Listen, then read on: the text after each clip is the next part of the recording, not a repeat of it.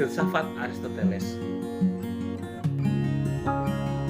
Aristoteles lahir di Stagira, sebuah kota di wilayah Alcides, Trakia, Yunani.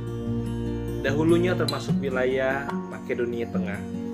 Tahun 384 sebelum Masehi. Di atas desa Stagira di Yunani, berdirilah sebuah patung Aristoteles yang sama sekali tidak menggambarkan semangat modern. Wajahnya yang tanpa ekspresi itu tampak menerawang jauh melintasi lebatnya hutan bukit dan memandang laut Aegea yang biru. Di sana tercantum sebuah tulisan dalam bahasa Yunani yang artinya Aristoteles orang Stagira. Ayahnya yang bernama Nikomakus adalah sahabat dari seorang tabib pribadi Raja Amikas II dari Makedonia. Ayah Raja Filipos dan kakek Alexandros yang kemudian terkenal dengan nama Alexander Agung. Pada usia 17 tahun, Aristoteles menjadi murid Plato. Belakangan, ia meningkat menjadi seorang guru di Akademia Plato di Athena selama 20 tahun. Aristoteles meninggalkan akademi tersebut setelah Plato meninggal dunia dan menjadi seorang guru bagi Alexander dari Makedonia. Pada mulanya, Aristoteles adalah pemuja gurunya, yaitu Plato. Ia menyerap semua doktrin Platonis yang diajarkan di akademi, sehingga filsafatnya pun mendapatkan dasar prinsip-prinsip itu. Walaupun kemudian ia berseberangan dengan pandangan gurunya itu. Aristoteles mendidik Alexander muda dalam kurun waktu yang sangat singkat, yakni 2 tahun saja. Putra raja tersebut dikenal dengan nama Alexander Agung, seorang yang kemudian merupakan salah satu penganut ajaran Aristoteles dan mendapat pengaruh besar dari filsuf tersebut. Aristoteles menerangkan alasan ia lari dari Athena. Saya tidak akan membiarkan orang-orang Athena membuat dosa besar yang kedua kali terhadap filsafat. Ia merujuk pada peristiwa hukuman mati bagi Socrates hanya karena berbeda pemikiran ini sebagai dosa besar orang Athena yang pertama kali bagi filsafat. Aristoteles menghormati Plato sebagai gurunya, tetapi ada ucapannya yang menandakan bahwa ia berbeda pendapat dengan Plato, yaitu amicus Plato, magis amica veritas, yang artinya Plato memang sahabatku, tetapi kebenaran lebih akrab bagi. Aristoteles adalah seorang filsuf yang handal yang menulis tentang berbagai subjek yang berbeda, termasuk fisika, metafisika, puisi, logika, retorika, politik pemerintahan, etnis, biologi, dan zoologi. Di bidang ilmu alam, ia merupakan orang pertama yang mengumpulkan dan mengklasifikasikan spesies-spesies biologi secara sistematis.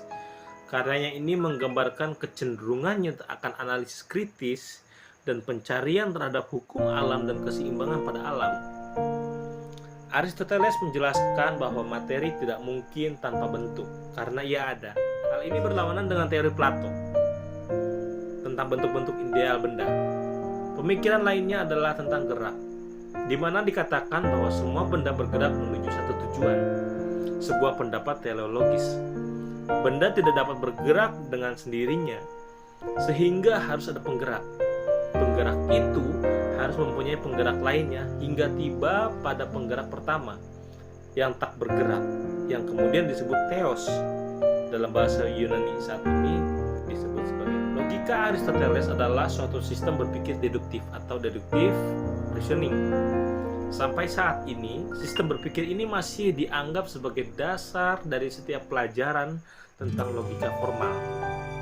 Meskipun pentingnya observasi, eksperimen, dan berpikir induktif atau inductive reasoning. Dan berikut saya akan memaparkan pengajaran-pengajaran yang dicetuskan dan dikembangkan melalui filsafatnya seorang Aristoteles. Yang pertama, pengajaran tentang negara dan politik.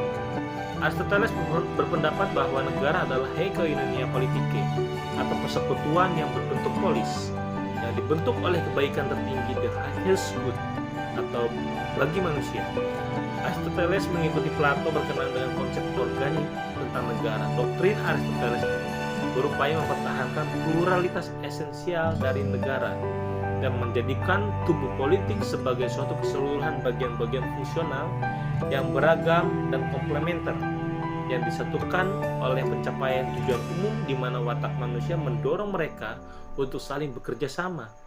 Aristoteles terus merujuk pada fungsi positif negara. Dengan tegas ia menyatakan, negara bukan semata-mata ada untuk mencegah adanya tindakan kejahatan dan tukar-menukar.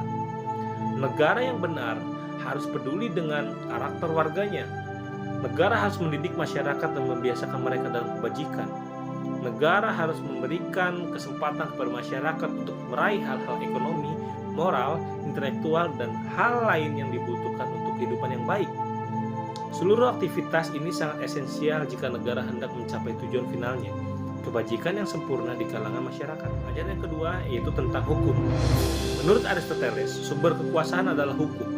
Apabila hukum yang menjadi sumber kekuasaan, barulah para pemerintah penguasa akan terarah bagi kepentingan, kebaikan, dan kesejahteraan umum.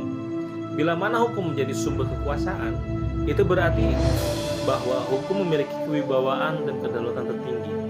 Memang yang demikian itulah pandangan Aristoteles, yaitu bahwa hukumlah yang harus memiliki kedaulatan yang tertinggi dan bukan manusia. Kemudian yang ketiga adalah pengajaran tentang realisme.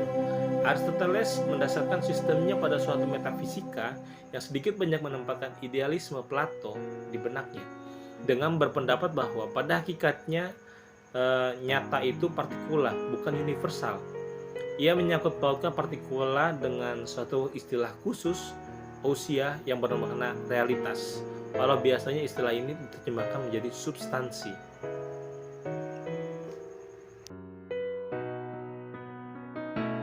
Demikian pemaparan mengenai filsafat dari seorang tokoh yang bernama Aristoteles. Terima kasih, Tuhan memberkati.